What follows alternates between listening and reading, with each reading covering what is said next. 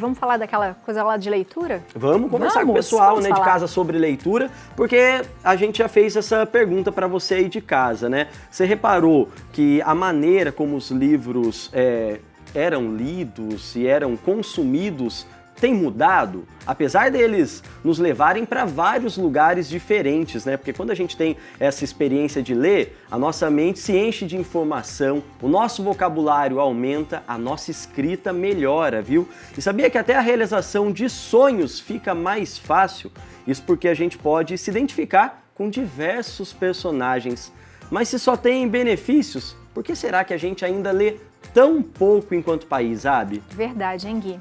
Segundo uma pesquisa realizada pelo Instituto ProLivros, o Brasil perdeu mais de 6 milhões de leitores nos últimos 4 anos. Mas apesar desse número negativo, existem também muitas iniciativas que valorizam e incentivam a leitura. A Bienal do Livro, por exemplo, é uma delas. E a gente vai saber um pouquinho mais ainda hoje. Mas e aí, Gui? O que mais será que tem acontecido com a gente? Pois é, né, Abi? Será que a resposta para isso pode ser o fato da gente ter ficado muito tempo no digital e perdido aquelas questões sensoriais da leitura, sabe? De encostar nas páginas, de folhear, como a Biane disse, sentir o cheiro de livro? E o que será que a gente pode fazer para estimular a nossa mente para ler mais? É o que vamos descobrir agora, então, com a ajuda da doutora em letras, Juliana Pádua. Juliana, seja bem-vinda, viu, ao nosso programa. Que bom. Obrigada. Viver a tarde com você. Seja bem-vinda, Ju. Obrigada. Pode Por ficar favor, à vontade fique aqui, à viu? vontade. E a Juliana chega bem munida. Não é? Com livros. Com livros. Ju, livro sempre é um bom parceiro em todos os lugares? Com certeza. E é um bom parceiro, às vezes, para nos despertar o sono, para quem não gosta muito, ou às vezes para nos animar ainda mais, nos dar mais gás. Ele é importante para nos instruir, para nos tirar também, às vezes, do caos. Então, a literatura, e eu sempre me recorte, vou falar do livro pelo viés da literatura, ela é excelente para um monte de coisas. É legal isso que ela falou, Não dessa maneira em que o livro é plural na nossa vida, né? Exatamente. Porque dá pra gente usar de diferentes maneiras. E você deu um exemplo, Ju, por exemplo, para às vezes nos acalmar. E a gente vive tempos muito acelerados, né? Eu, por muito tempo, estava lendo pouco e estava com esse hábito de ficar com o celular até a noite. Eu tenho falhado de vez em quando, mas estou num exercício esse ano de ler mais. E quando eu faço essa leitura à noite, ela também me ajuda a dormir mais cedo, por exemplo, a desacelerar. Mas pode ser o contrário. Vai que você pega uma narrativa muito instigante, Também, não quer também. parar de ler, não quer parar de Aham. ler, aí vai perder o sono também. Isso é maravilhoso.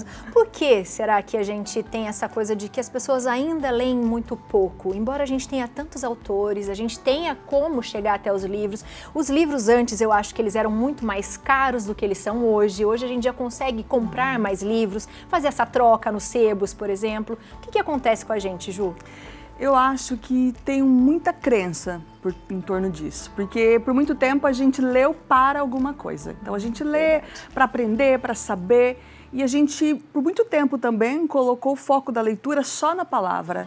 E a gente sabe, não só quem tem dislexia, mas muitas vezes, e principalmente por causa das telas, a gente cria um outro ritmo, né, do próprio tempo, da relação nossa com o tempo. Então, muitas vezes a gente tem que ver outros tipos de livro que podem nos instigar também à leitura.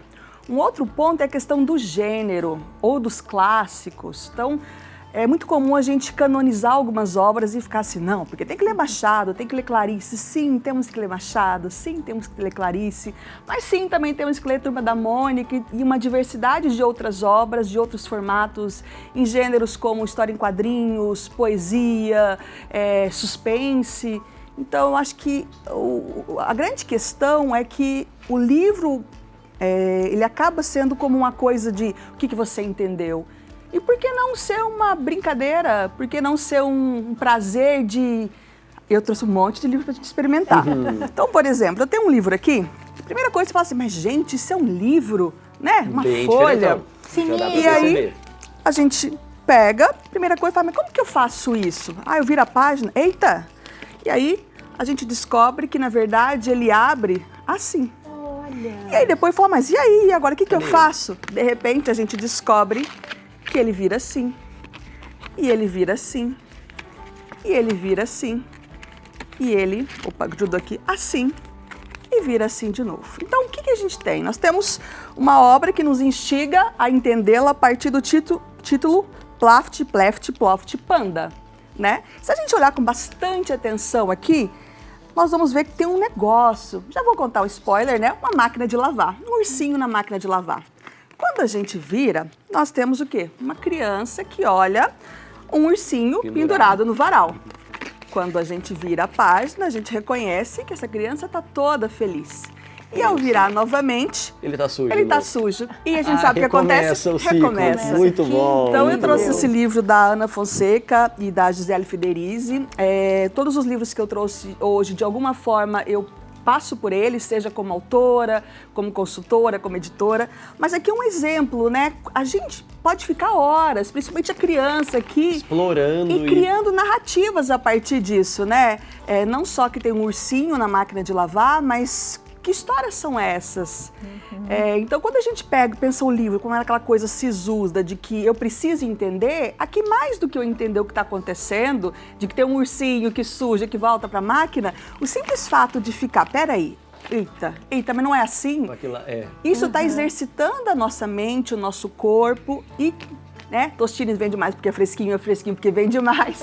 Entra num ciclo como esse looping aqui, que vai nos instigando a olhar outras obras para pensar, e esse livro, o que tem de diferente? Às vezes não tem nada no formato, às vezes é a palavra, o jogo de palavra, talvez o diferente é o estranhamento que a gente tem daquele livro com a vida, fala, nossa, mas não tem nada a ver, ou, nossa, tem tudo a ver comigo. Então, esse é um exemplo de que a gente precisa dessacralizar, como olhar isso e falar assim, mas isso é um livro? Já é a nossa primeira quebra de crença. Adorei. Temos uma mensaginha de WhatsApp, coloca pra gente.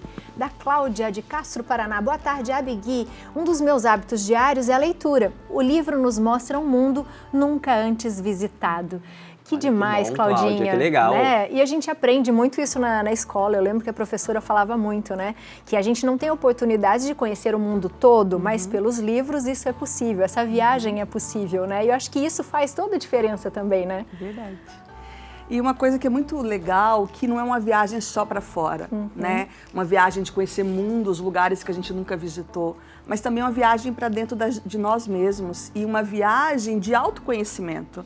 E mesmo quando isso se dá por uma negação, né? Um outro momento que eu tive aqui, eu falei do Kafka, e a gente lê Metamorfose, às vezes dá um estranhamento, mas eu trouxe um livro aqui, trouxe vários, né? Que também é da Ana Fonseca. A crônica que está aqui presente ganhou um prêmio da União Brasileira de Escritores e eu tive a sorte de transformar essa crônica num livro ilustrado. Então eu sou editora desse livro. Então o que conta? Vou dar um spoiler. É um dia de uma personagem que é autista que pega um elevador. E a gente sabe que o autismo ele é muito hipersensível a essas questões sociais. Imagina que ela vai percorrer 33 andares de um elevador superlotado e isso incomoda muito. Então, a primeira coisa quando a gente abre o livro, isso aqui é uma orelha. E a orelha costuma ter recadinho. Ele fala, nossa, essa orelha tá diferente, não tem recadinho nem de cá, nem de cá. Alguma coisa sobre Mas o como autor. eu já contei para vocês, é sobre um elevador. Então, essa orelha funciona como esse elevador e aqui nós temos esse ambiente superlotado. Aí a gente começa a narrativa, só que eu não sei quem é essa personagem. Será que é essa? E aí a gente pode passar, será que é aquela outra? E ela vai contando, eu digo ela, né, personagem, mas a gente não, pode ser um rapaz, que vai se sentindo incomodado. Mas se vocês observarem, conforme vai passando as páginas, o número da página está aqui, já mudou, que geralmente ficou em cima ou embaixo, e o texto vai mexendo tanto quanto o elevador que vai subindo. Então, aqui é um livro que a gente vai se perguntar, nossa, eu também me sinto agoniado no elevador, sei lá, me sinto claustrofóbica, ou é muito cheiro, eu não gosto de perfume, ou nossa, todo dia a mesma rotina. Então, essa viagem aqui de 33 andares, na verdade é um autoconhecimento, não para a gente falar assim, eu também sou autista ou não, mas para a gente entender que o excesso de estímulos para algumas pessoas é algo quase insuportável. Ou qual momento da minha vida, né, que de repente eu também estou me sentindo sufocada, né? Isso. E o que eu gosto muito desse livro é que ele é ilustrado pelo Santiago. E o Santiago, ele foi criando micronarrativas com visual. Então, coisas vão acontecendo que me obriga a ir para frente e ir para trás. E o próprio texto, ele vai, o 33, toda vez ela repete, 33. E aqui a gente tem brincadeiras, ó, tem hora que aparece negrito, porque é uma personagem que entra, fica caladinha nesse elevador, mas vem aquelas vozes, ó, não se mexe muito, não faz pergunta, que são muitas vezes essas falas castradoras que se tem, né, para viver em sociedade. Então é um livro que convida muito essa experiência. Então a gente viaja, mais uma vez, 33 andares, mas na verdade olhando para a gente, né, para como a gente se sente, às vezes em situações desconfortantes.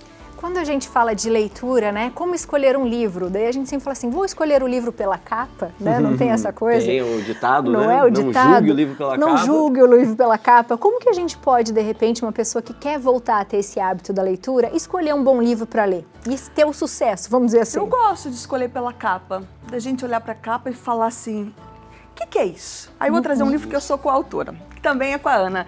A Ana é uma grande amiga e praticamente todos os livros que eu trouxe ela está presente. Esse livro chama Constância, é uma prosa poética com base numa obra do Nietzsche que chama Assim Falou Zaratustra. Que, em resumo, Nietzsche faz um romance filosófico da busca de ser quem se é. E aí você olha a capa e fala assim, entendi. Constância é o nome do livro, Coelhinha Constância. Quando você começa a folhear e começa a ler, você fala assim, gente, esse livro é muito doido. As imagens não estão ornando. E, nossa, parece que está estragado, tem coisa borrada. E a gente começa a ficar incomodado. Dessa forma, a gente vai descobrir que o livro vai falar que a única constância na vida é a inconstância, é a impermanência, é a metamorfose. Legal.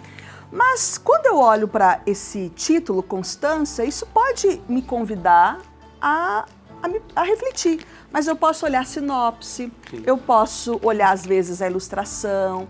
Eu acho que escolher um livro, a primeira coisa que a gente tem que fazer é se jogar, né? Olhar, ver a textura, ver o tamanho, né? Imagina se eu pego um livro desse, que a gente fala assim, nossa, um livro, vou ler rapidinho, rapidinho. Você vai descobrindo. Chama Eu Passarinho. Quando a gente abre, fala, uai, mas não, cadê o livro? E aí a gente abre para cima e aí descobre que, na verdade, o livro está aqui no meio. Só que ele vai trazer para a gente, instigar um jeito de ler.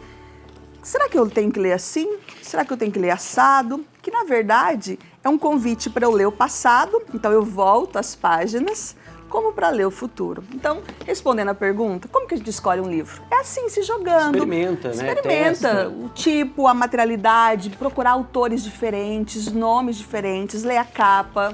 Acho que é assim que a gente começa. Juliana, tem mais mensagem que chegou pra gente pelo WhatsApp, ó. Vamos conferir a Rita de Cássia, de Natal, no Rio Grande do Norte. Boa tarde pra você, viu, Rita? Melhor herança que meu pai deixou foi o hábito da leitura. Comprava gibis e livros, enfim, por isso eu digo, quem não lê, mal fala, mal ouve, mal vê. Muito bom, Rita. Que bonito. Um beijo pra você, Rita. Que bacana, né? E traz essa realidade que é de muitas pessoas, né, Juliana? De começa pelas histórias em quadrinho, pelas histórias infantis. Acho que traz também aquela mensagem que a gente até abordou aqui no programa em outros dias, de estimular já nas crianças, desde pequeno, esse hábito, né? Eu acho que é muito importante, né, o que veio aqui na mensagem, é que a leitura, ela nos permite não só olhar para a palavra, para a imagem e a partir daquilo construir um sentido, muitas vezes proposto pelo autor, mas também fazer conexões com a nossa vida, olhar para a nossa própria existência e nos questionar sobre alguma coisa. Esse livro é inspirado num verso do Mário Quintana que começa assim, eles passarão, eu passarinho. E depende do momento da vida, a gente pode pensar esse jogo da linguagem. Mas talvez em um momento muito difícil, você pode falar assim, as coisas vão passar e eu vou sobreviver.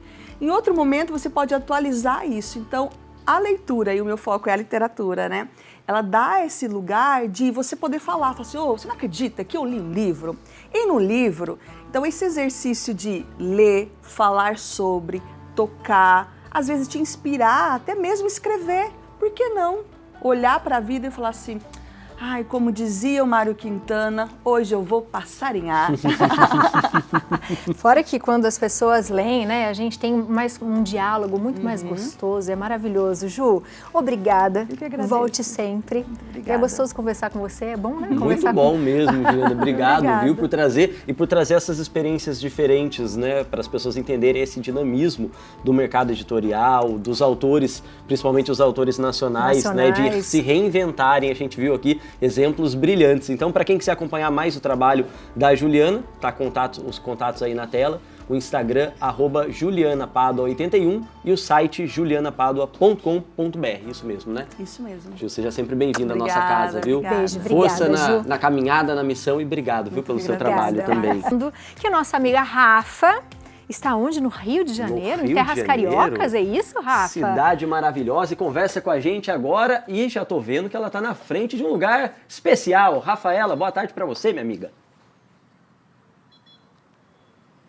Tudo bem, Guilherme? Boa tarde para você, para a Abi e para todos que nos acompanham. Que prazer estar aqui com vocês no Viva a Tarde. E como vocês estavam falando sobre educação, as mães professoras, então, a pauta de hoje tem tudo a ver. Falar sobre educação, sobre livros, sobre a leitura no nosso país. A gente está aqui no Rio de Janeiro, no Rio Centro, né, na Barra Olímpica, para falar sobre a Bienal do Livro, né? A Bienal do Livro do Rio de Janeiro aqui 2025, né? Rio de Janeiro que foi decretada, né, nomeada a capital mundial do livro deste ano pela Unesco. Então, tá tudo muito interligado também com a pauta de hoje. Só que nós ainda estamos do lado de fora, né? Aqui em frente, então, né, a esse espaço que está marcado para todo este evento, que começou hoje pela manhã, às 9 horas da manhã, e segue até às 10 horas da noite, também agora neste período, neste horário, no final de semana. Vocês podem ver a movimentação, foi até um pouco difícil para a gente chegar nesse ponto aqui. Muitos carros, muitas pessoas chegando aqui para esse universo literário, essa edição que vem com uma pegada bem diferente, bem imersiva, bem bacana para todas as idades, para todas as faixas etárias. A proposta desse ano, então, é que a Bienal seja mais interativa, né, como eu disse, num conceito, gente, de book park, né, aqui ó, vocês podem ver a movimentação, as famílias chegando, várias gerações, né, pais, mães, muitos avós também e, claro, muitos professores. E eu falei que é um book park porque deve ser, então, daqui a pouquinho a gente vai conferir, um parque literário. Então, é claro, vão ter muitos livros, mas também muita diversão, muita inclusão para quem estiver nesse espaço. Daqui a pouquinho a gente volta com mais detalhes e aí sim do lado de dentro, né, mostrando toda essa beleza do universo literário para quem nos acompanha nessa tarde. Daqui a pouquinho eu volto então. Um beijo para você, Rafa. Muito obrigada. Até daqui a pouquinho. Mas agora quem está nas terras cariocas e prometeu mostrar pra gente a Bienal é a Rafa. Rafaela Lourenço, onde você está agora? Eu vou tentar mostrar um pouquinho para vocês e, é claro, para quem nos acompanha de casa, um pouco, né, do que tem aqui na Bienal do Livro Rio de Janeiro 2025. Bom, nesse espaço aberto, bem logo aqui atrás, tem a roda gigante Leitura nas Alturas, que é um dos principais destaques dessa edição 2025. E como vocês podem ver, são cabines, cada uma representando um universo literário diferente. A fila está imensa e cada leitor vai poder ouvir, então, trechos dos livros e dos personagens preferidos, né? São várias literaturas. Claro que não dá para escolher a história, mas quem chegar então já vai poder garantir também um espaço nesse momento de interação com o público, né? E como o foco é atrair o jovem, tem tudo a ver. Só que são mais de 130 metros quadrados de exposição. Esse é o maior festival de literatura, cultura e entretenimento. A gente vai andando um pouquinho aqui para mostrar para vocês a parte interna. Até porque são mais de 570 expositores, então tem muitos livros, tem muita cultura por toda parte. E conversar também com o pessoal que está por aqui, né? Boa tarde, qual é o seu nome? Natália. Natália, você é daqui do Rio de Janeiro mesmo? Sim. E é a primeira vez que vem na Bienal? O que você está achando dessa edição?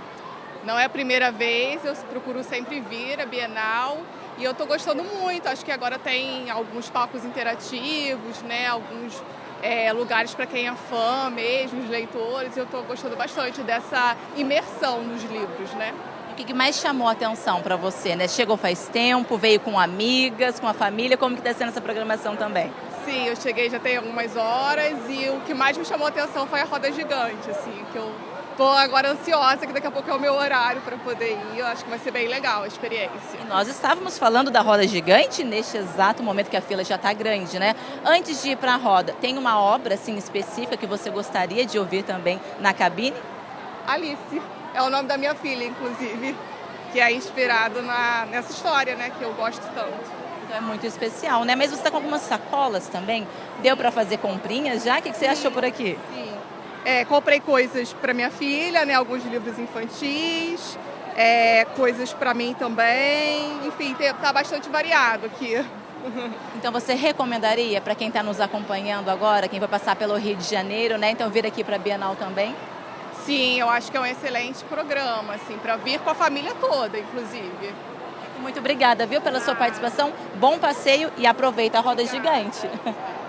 É claro que a gente deixa o convite para todos, né? E aproveitar só mostrar mais um pouquinho aqui dos estandes, né? Como eu disse, 570 marcas expositoras, tem labirinto de histórias, tem sarau, contação de histórias também e, claro, encontro com vários autores, são vários artistas presentes e o público presente, né? A moçada tá por aqui, tem muito jovem, tem muita família e é claro que a gente faz o convite. Começou hoje, mas segue até o dia 22 de junho, então ainda dá tempo, né, para quem está acompanhando, for passar aqui pelo Rio, é claro, e aproveitar também. E fica o convite, viu, Abi, para você também, Gui, trazer o Joca para participar e conhecer um pouquinho desse mundo literário aqui no Rio.